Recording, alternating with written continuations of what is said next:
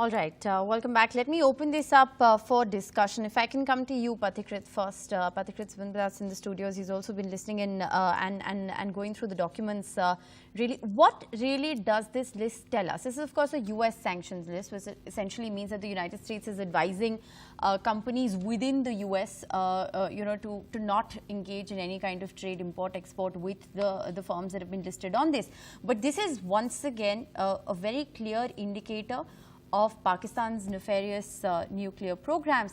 And, once again, like I said, before we slipped into a break, the presence of Huawei on that list, what does that tell us? Yeah, Rishika, America comes out with that kind of a list periodically. They came out with something similar in 2016 where 7 Pakistani companies were actually, names were there. So that means 2 things basically. First is that either these companies have access to dual use technology and which they pass on to the Pakistani establishment, or it can also mean that these are the companies who are the clandestine front organizations actually doing the business of selling nuclear technology to either other rock nations or even possibly to other terror organizations. Now that's one part of it. I think these lists, keeps on coming. The most important aspect of it is basically Huawei.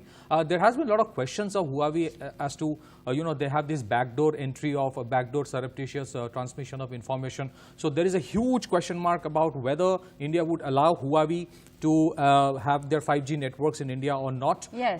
And this revelation can have the biggest impact of this revelation can be on whether India would, there can be second thoughts now or probably third thoughts, because India already is having second thoughts in terms of allowing Huawei. It will actually, enforce those who take a strong stand that Huawei must not be allowed. Right. And there is no doubt about that there is a huge clandestine, collaboration between the Chinese and the Pakistanis. Yes, so the far China as footprint. Nuclear technology. Yes, the China footprint as far as this US list is concerned is abundantly clear. No, right there. I just make one very interesting statement. In August 31st, there was an information which came out that around 200 Chinese workers have dengue while working in a Pakistani atomic plant in Karachi. Okay. Now, whether they had dengue or were subject to some kind of a radioactive activity while creating a nuclear installation, that's a question mark, but that was an atomic energy plant where they were working. So, unfortunately, fact of the matter, apart from the Huawei thing, is that the world has simply not taken the Pakistani clandestine business of nuclear technology too seriously.